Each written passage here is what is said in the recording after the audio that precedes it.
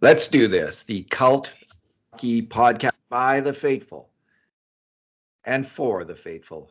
I'm David Staples of the Edmonton Journal, and I'm here with Bruce McCurdy. Hey, Bruce. Hey, David, how are you doing tonight? Well, if you didn't get a jolt of dopamine from that game as an Oilers fan, your dopamine system needs a checkup. That was a thrilling come from behind victory. You only get a few of those every year, so you savor them when they come, Bruce. 4-3 overtime victory over the Krack of Seattle, and just absolutely thrilling comeback in a game which up until that time had been immensely frustrating with the Oilers outworked, Yeah, outworked, and outworked. But they came back. This is our two good things, two bad things, and two numbers podcast because it was a big Oilers win. They're all going to be big this year because they're fighting back, scratching back. At least we hope. Um, will be two good things each. What is your first good thing? yeah, I got to go with the penalty kill. That Yeah. had a big show tonight. They had to kill five penalties, and they had some bad ones, and bad ones by players that don't normally take them. Some of whom are penalty killers, just to add to the strain. But in the end, Seattle went 0 for 5. They had just a few ticks under 8 minutes on the power play, and they mustered 4 shots. And I mean, there was probably a couple good shots in there, but Skinner's part of the penalty kill team as well. Let's give him some due for holding the fort. But there was especially a steady stream uh, late in the second, early in the third. Gagne at 13:20 of the second. Nugent Hopkins at 19:17. Ryan at 30 seconds of the third period, which thankfully Oliver Bjorkstrand evened with a very Woo. undisciplined penalty. They would have had a 5-on-3 for almost a minute. There is a game. And yeah, very likely. And he could not resist taking a run at Ryan and cost his team. And then Zach Hyman at 2:30 of the third for low sticking. I think at the very tip of his stick caught the chin whiskers of Yanni Gord, who's 5'0" at the best of times. He was leaning way over, and I don't think Hyman's stick was 3 feet off the ice. But anyway, fact as it was, they took penalties, and then Adam Ernie got one for a legal check to the head that I honestly thought was going to be a 5-minute major. So did I. I did too, And Bruce. I I think was there will worried. be a suspension.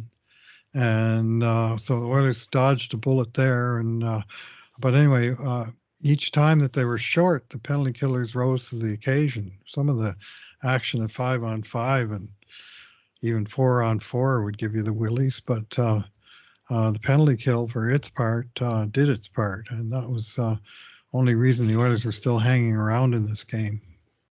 Yeah, the two Ryans led the way at forward on the PK for the most ice time. Mm-hmm. And as much as Seattle was on the power play, Bruce, they only mustered one grade A shot on the Yeah. power play Okay. that entire time, according to our Right. breakdown of the game. Well, they got 4 shots total in 8 minutes. I mean, Yeah, just one of them that's a good only one. average for. The grade A shots in the game were Edmonton had 11, Seattle had 12. Mm-hmm. For the subset of 5 alarm shots, the most dangerous shots that go in 33% of the time on average, it was 8-5 for Seattle. And I thought Stuart Skinner looked really sharp in this game, and kept the Oilers in initially with some great saves. And also there was some really good puck luck with the Seattle missing some wide open nets. Yeah, so Bruce, my Awesome. first good thing, yeah, Tanev, how did he miss that shot? It's just wide open, that wrap shot in the first. My good thing, Bruce, is a Seattle player, Adam Larson, who as people who have listened to this podcast for years now, and there are some who have done that, have stuck with us. Because anyway, they know that I'm a big Adam Larson fan, and I hated to see him leave the Edmonton Oilers. Well, he just had a rancid game tonight. He was a culprit, maybe the major culprit, on the first 3 Edmonton goals in this game. He wasn't on the ice for the last one. The first one, I mean, how you leave Connor McDavid wide open is a question he'll have to answer for himself, because there's 2 defensemen back and he's defending. But he decides he's going to move up on Draisaitl and try to his partner's backed up, too much gap, so Adam's going to take the puck away from Leon Draisaitl. Never a good idea. And Draisaitl just whips a backhand pass, just a fantastic pass, right under the stick of it. McDavid steaming in, and he totally dekes Joey Decourt out of his shorts. Then we had the next goal in the third period, which is the big goal, right? Because the Oilers are out of this game. It doesn't look like they're coming back. They've been outworked all game. They're not getting anything done to speak of in the third period, and all of a sudden they get a goal out of nothing.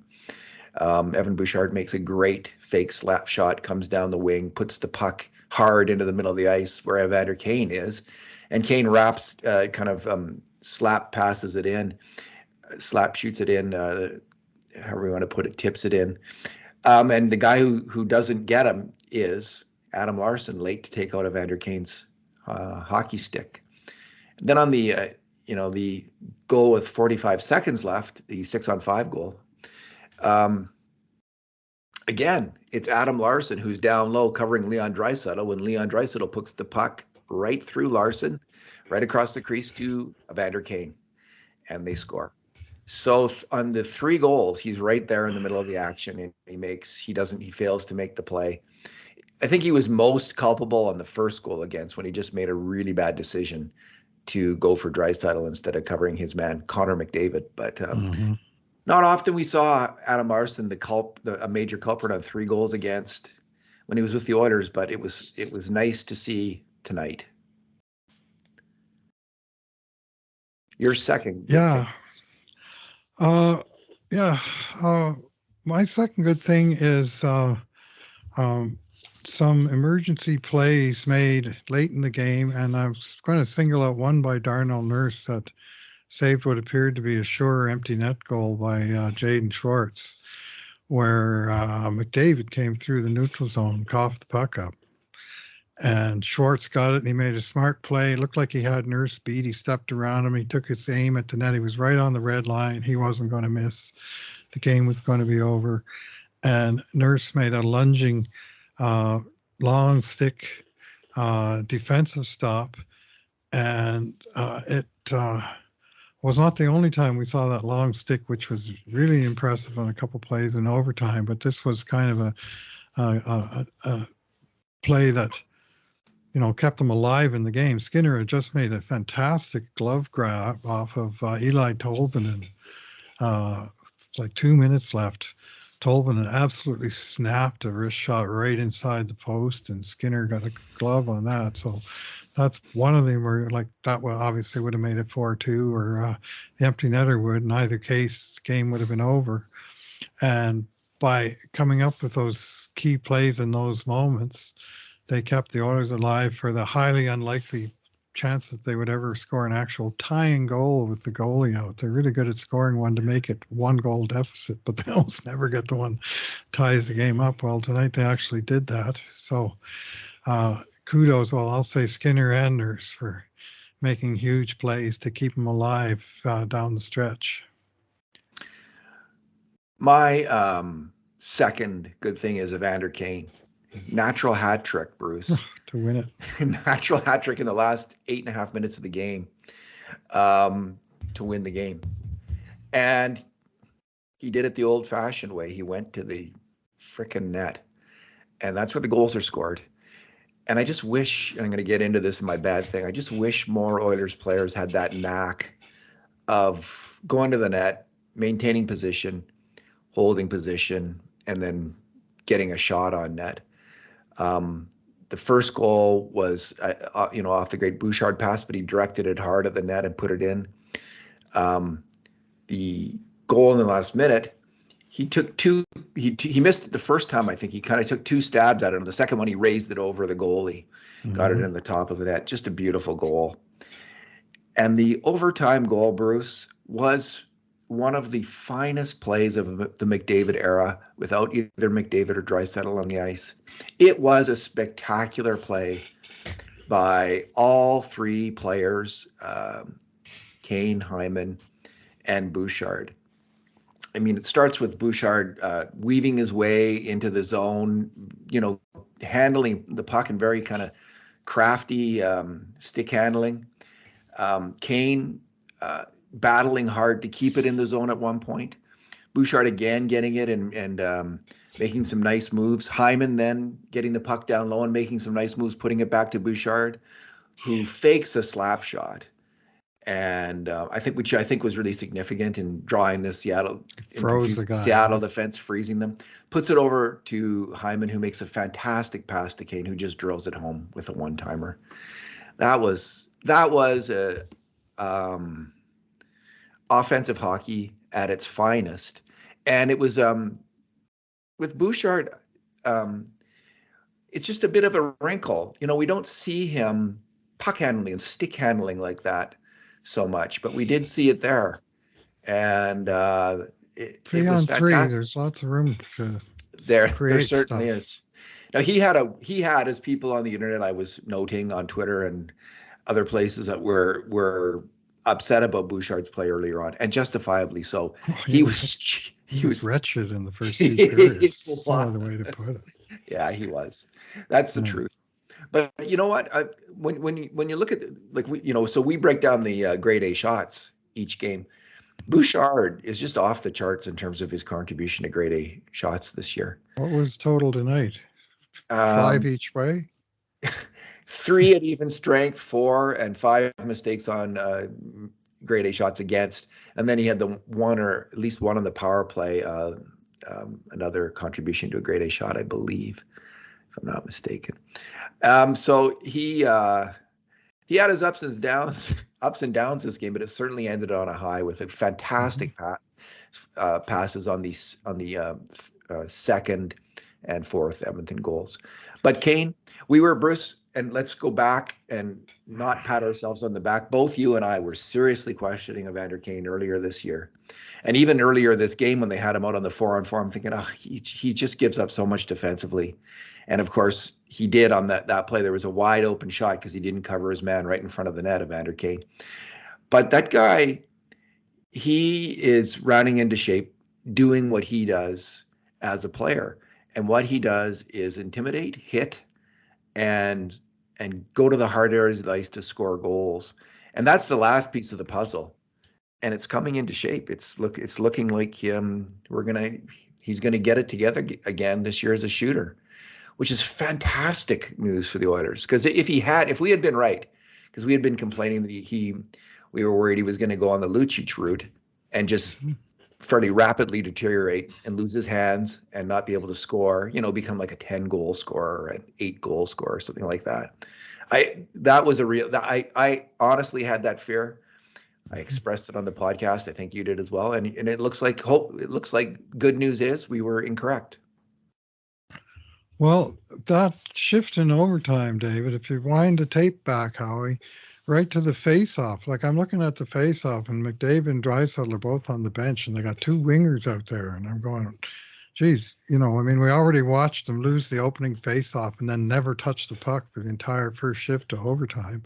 Yeah. And possession's so important, and Kane went in there, and I noticed he was 0-3 on the face-off earlier. In fact, he wound up 1-3, but this was the one he won, was in overtime. And that was the first of 3 intense puck battles that he won on that shift, including a really unlikely one where he was kind of behind the puck and 2 Seattle guys went up against him. One of them even tripped him, didn't get called. And somehow Kane was able to ward off both those guys and come away with the puck and keep the Oilers in possession. And so that whole shift, he had an immense shift.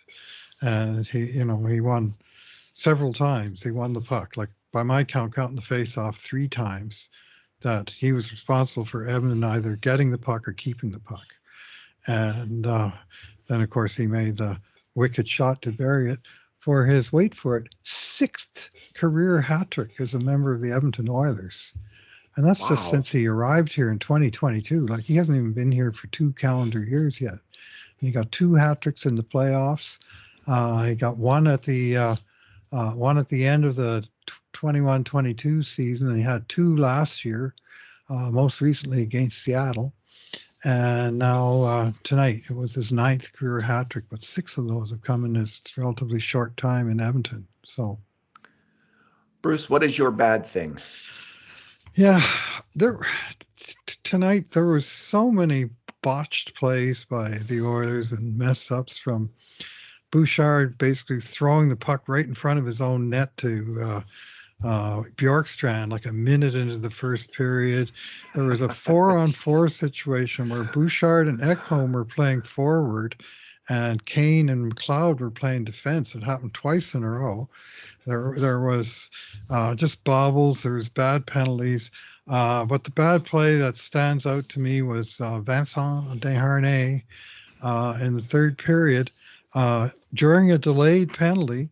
And the Oilers were killing a penalty, and Seattle took a penalty. This happened a couple times in this game, and he did the right thing by trying to run some clock so they could get a little bit longer power play. And then he ended his moment of smart play by doing a spin around behind the back pass to a teammate behind the net, except for he missed, and he came so close to just putting the puck right into the net. Like, I'm not sure if it hit the post or if it hit the side of the net, like a half inch behind the post, but it wasn't like he hit the side of the net. It was like he almost scored in his own net. And I mean, the look on his face, you could see, at least on my big whizzy color TV, you could see literally the color drain out of his face. Like he actually turned white watching it on TV. It looked like he'd seen a ghost, Bruce, and that ghost was Steve Smith. And it was humorous and not humorous all at once, because it was just sort of yet another complete botched play by an Oiler. And for whatever reason, the hockey gourds were on the Oilers' side tonight, because they got away with a few, and they got away with a couple big ones. Like Ernie, to me, he should have got 5. And Draisaitl on the face-off on the tying goal, Seattle was screaming for a penalty, and they had a real good case. I didn't think so. Which is why I think the refs didn't call the one on Kane just before the goal in overtime. I think they had rabbit ears by that point. But I think the Oilers got lucky. They got away with some mistakes, and their penalty killing made other mistakes go away. But this was a game that it was 3-1, and it felt like it might as well be 5-1. And I thought on that face-off, Draisaitl and that other guy clashed, and Draisaitl got the best of the physical altercation and knocked him on his ass. And that's hockey. I didn't see a penalty. So, anyway. How about the maximum allowable fine from the Department of Player Safety? I did see that. He did take the guy down, after all. Anyway. Yeah. Wasn't that crap? I mean, Horvat slew-foots him. Yeah, it was a strange one. Anyway. That was just bizarre. Yeah. Okay, and some people are, anyway. Go ahead. Some people are saying he should have got a lengthy suspension for that. Oh, jeez. Yep. Anyway. I understand why Leon does not like being slew-footed after what Mikey Anderson did to him in the playoffs 2 years ago. I'm glad he did that to Horvat. Like, that's what Horvat had coming, if not worse. It didn't hurt him. It just got his attention and got a penalty. He deserved a penalty. So did Horvat. You got a fine, well, whatever. Anyway. My bad thing is tonight, Ryan McLeod. I don't know if I've ever picked him before as a bad thing. But Bruce, so there was the play on the first goal against for Seattle. They come up the ice and McCann puts it in off his shin pad. And I think Jack Michael said that it was a good back check. I didn't see it as a good back check. Louis said, I didn't see it as a good back check at all. He's on the wrong side of his man heading to the net. It was, again, we have talked about this in the past, a player who hustles back on the back check. And just before he gets position on the player, position is between you and the net. The opposition's on the other side of you, and you're between the opposition player and the net. Just before he gets that, he stops skating. And because of that, when the puck comes across, it goes in off McCann's leg. He's able to direct it in because McLeod hasn't taken him out. Preceding that was it was an okay play at center ice where there's a little bit of Matador defense where he kind of waves the red flag as McCann swoops by, but at least he was able to catch up there.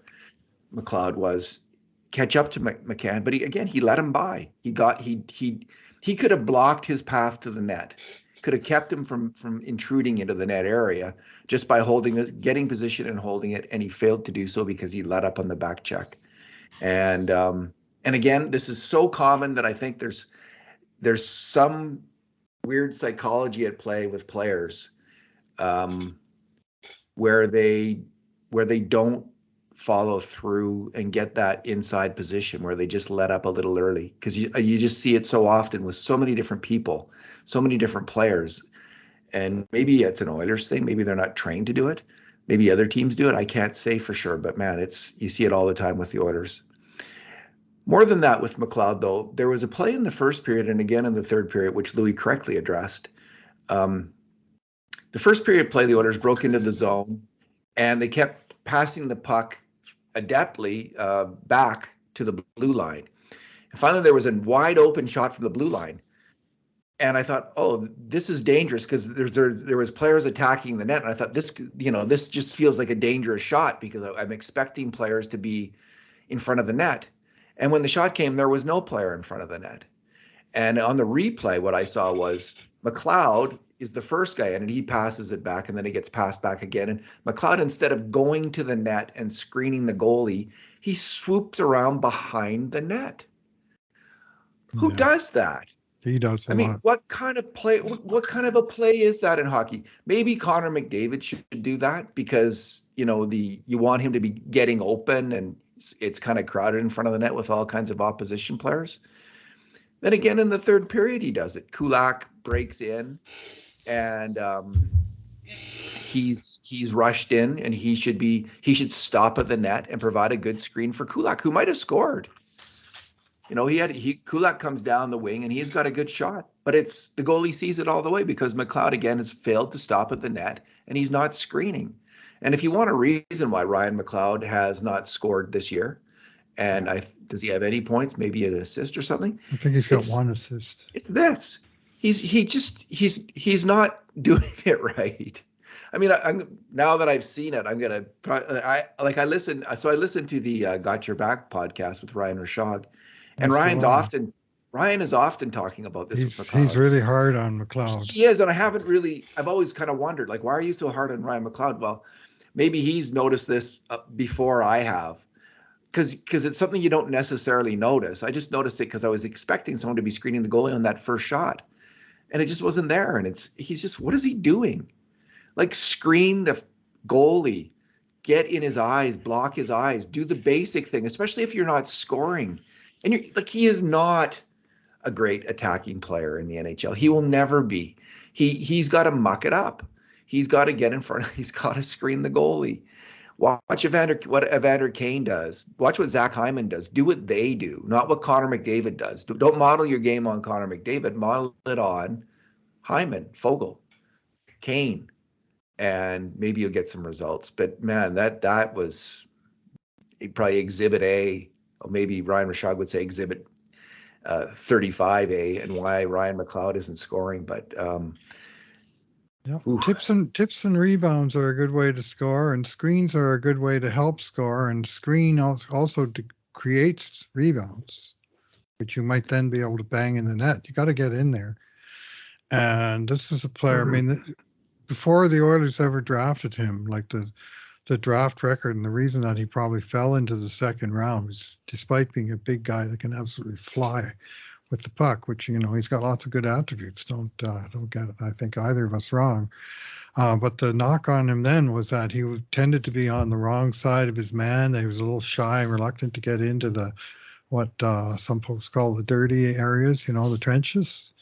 And here we are 5 years later, and still really observing the same thing on too many nights. And sometimes he feels it and he gets in there and he's very effective. And that just makes it all the more frustrating. Like, at what point is the penny going to drop that you need to do that on the regular? And of course, now that he's off his ELC and he's getting paid a little bit, and they had to let a couple of other guys go so that they could pay him, it just stands out that much more. Well, so I'm just looking at, because we track this, right?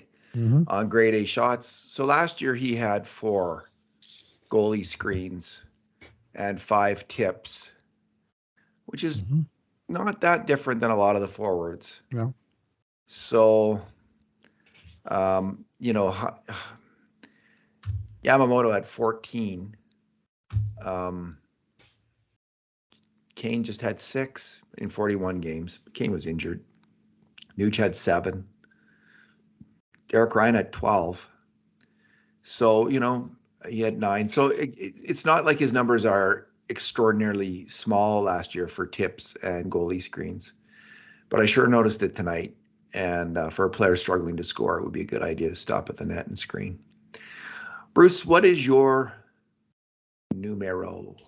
I'm going to go with number 2, which is the number of defensemen the Oilers had on the ice to start overtime. And this is the first in memory, and this is maybe a sign of something different from our new coach, Chris Knobloch, that the first shift of OT started with a center, Draisaitl, but the pairing of Bouchard and Ekholm. And when Draisaitl did lose the faceoff, they never got the puck back, but at least they had a couple of defensemen out there to play defense. I'm not saying even necessarily it worked, just that it was new and different. And McDavid had played down the stretch of regulation and right down, through the last minute of regulation. So he started the overtime on the bench, and then when he came out for the second shift, it was like he was shot out of a cannon, and he was just flying on the 3-on-3 shift that he got. Yeah. But just something different from the coach. And we've seen too many times where they lose that first shift and the other team controls the puck for 75 seconds, and then Connor and Leon both go to the bench because they've both been caught out there chasing the game. And so he went with the different lineups, and then we wound up with that very odd 2-winger alignment for a face-off in overtime. By the way, the face-off caused by Darnell Nurse being alert to the fact that Joey Decord wanted to play the puck and just busting in and getting close enough to in his face that Decord thought better of it and froze it. Yeah. Which you see a lot of goalies try and keep the play alive in overtime, but it's just one of those little tiny things, and 99% of the time it's just a tiny thing that got the world on its shoulders. Like a Jensen Interceptor song, Edmonton group from about 1970s. Anyway, just a tiny thing, but every once in a while that tiny thing has an impact on what comes next, and this particular time it did. Anyway, that's a long way from my number of 2, but just noticing a different strategy from the coach to the first minute of overtime, and also the obvious fact that forced the split of Draisaitl and McDavid in overtime, and the shocking part being that neither of them was on the ice when Oilers scored to win it. So I don't mind it, like, especially if the other team is putting out, you're at home, and like if the other team's putting out its 2 best attackers, right? There's some risk for McDavid and Draisaitl. They weren't great in overtime last year. They got beat a lot in overtime last year. And if they're putting up their top 2 attackers, the opposition, and you can counter with 2 defensemen, I don't mind that at all. It's like it's 3-on-3. You have to be extremely defensively aware if you're going to survive that situation when the opposition has possession, especially if they're great attackers. So defensemen are that much more aware and skilled at defending. So I thought it was an okay tactic. I didn't have a problem with it. Didn't work out great or anything, but they got through that minute, and then out came McDavid, as you say. Bruce, my number is 15 in 15. 3 players on the Oilers now have 15 points in 15 games. Evan Bouchard, Zach Hyman, and Evander Kane. And they all got their 15th point tonight on the final goal. So my prediction for Bouchard this year was 90 points. Mm-hmm. I thought that's the high end of what I think of Evan Bouchard can achieve in his best offensive season in the NHL. And I saw no reason why that might not be this year. So I picked it, just as likely he gets 65 or 70 points. But I thought 90 is within his capability, so I picked it. Anyway, he's on track. He's got 15 and 15 after getting, I think, including the playoffs last year, 37 and 32, 37 points in 32 games. After the trade. Yeah, after the trade of Tyson Barrie. So Evan Bouchard again. What I hope to see, as opposed to some fans making up their mind that he's a terrible player and he needs to be run out of town or traded for nothing, and you see that. So that's the opinion of some people, is that people appreciate him for what he is, which is a mediocre defenseman who is going to make mistakes, but an absolutely brilliant attacking hockey player with some incredible weapons. A shot which is as good as almost any other defenseman in the NHL, and spectacular vision and passing skills. Almost killed Draisaitl tonight with one of them. Yeah, he did. Yeah, so he's a specialist. He's an interesting player. He's a specialist, but his specialty is really, really important, and has a big impact on the game. And I'm certain of this, a bigger impact than his defensive mistakes.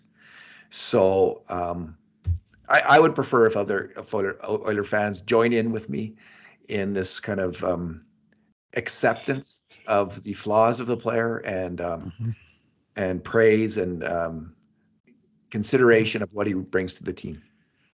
Well, that applies to a lot of them. I mean, you got to say the same thing about Leon, Yeah, he's a fantastic player, does a whole lot of things that help the team win, and he does a whole bunch of sort of inexplicable stuff that you sort of just facepalm while you're watching. Bouchard is very much that kind of player.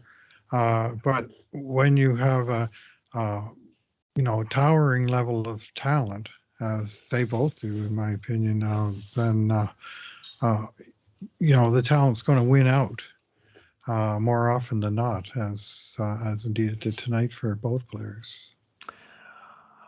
So we're on to the final part of the podcast, which is tonight's conundrum, Bruce. And the conundrum is this. It's just a small conundrum. They've recalled Philip Broberg. And the question is, when do you think he should get in the lineup? And who should he take out? I would say soon. I don't think that I don't think we're going to see a lot of 11-7 with Knobloch. They asked him about it, and he said he doesn't mind the 11 forwards and getting the extra shift here and there for the top guys. But he says the 7 defensemen, he says you wind up with one guy that doesn't play enough, at least one guy that doesn't play enough. And that's sound like, where he sat on the issue. So the 2 6-7 guys that the Oilers have, which are Broberg and Desharnais, it's more likely one of them will be in the press box than the other one playing. And I'm thinking that might be likely to be the change when it comes. Now, I'm not sure they're in any rush to get Broberg in the lineup. The only reason the main reason they specifically called him up today was to legalize his bonuses, because today they entered long-term injured reserve status. And when you do that, like last year, this happened at the very beginning of the season. Remember, there was all this moving around to make sure Bouchard and Holloway were. That Broberg and Holloway were on the roster to begin the season. Well, today that same process took place. That if Broberg was on the team, then he only counts his cap hit. Whereas if he stayed in Bakersfield and then they called him up, they would have to charge both his cap hit and his bonus, which would basically double his cap hit to 1 point, because he's got $850,000 in bonuses. He's not going to earn them, but the rules say that if you get called up and you're carrying bonuses, they count against the cap. So they had to legalize him. So that's why they brought him up, and they left him upstairs watching.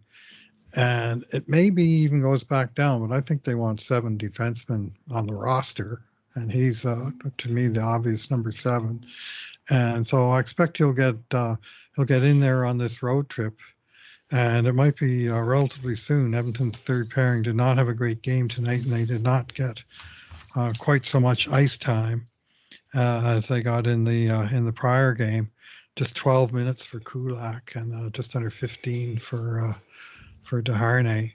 who's more of a regular on the penalty kill. So he got 4 minutes on the penalty kill, and Kulak got 0. But that's and that's his ticket. Deharnay's ticket to staying in the roster is being good and strong on the penalty kill, because I don't think Broberg is fully established there either. No, which Deharnay is, but he does. I mean, I think we're starting to get a full idea of what Deharnay kind of brings and doesn't bring. Mm-hmm. And it's pretty mediocre puck moving. Mm-hmm. And if they're looking to play a faster game, this is what we're hearing. Broberg's your man.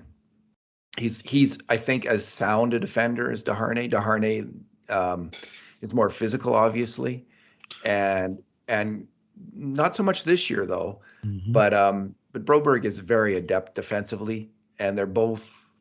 He needs to be more aggressive. Maybe he will be one of these days and finally stick in the NHL, because if that's what he needs to do, is start to go for it. So I think it'll be fairly soon. I think it'll be Deharnay coming out. They might be hesitant if the PK is working, though, to change things up. If he's a big, he played almost 4 minutes on the PK. I think he was second to Darnell Nurse in ice time on the PK. 357 for Deharnay, 403 for Nurse. Yeah. So he's obviously, that's a big, important part of the game. 358 for CC, but still, I mean, they're all four guys right around 4 minutes. Yeah. The other two didn't play at all. Yeah. You're not going to see Bouchard out there. Colm was out there, 345. So anyway, Broberg, I'd like to see him in again, and I think we'll see him soon enough. What he needs to understand is he's got to start going for it. He's got to start getting in the guts of the game and really trying to make an impression on the game, and use his skating, for instance, to his advantage, and bring all that he has. If he does that, he's got a chance to be a good player. If he doesn't, he'll fade, like a lot of players have faded. This is where Paul Coffey could be a springboard for that guy. If Paul gets in his head and starts to impress on him, your skating is a real plus skill. Use it in your own zone by all means, but use it in all zones. Well, we've seen Broberg in Sweden make rushes that are spectacular, so smooth, fast skater. Mm-hmm. I've never seen it with the Oilers, I don't think, hardly ever. So, we might, because the defensemen are attacking more. Alrighty, Bruce. Well, what's next up for the Oilers? Saturday afternoon in Tampa Bay to kick off a 4-game Southeastern road trip to Tampa, Florida, Carolina, and the next Friday afternoon, the rare weekday afternoon game, the day after U.S. Thanksgiving at Washington.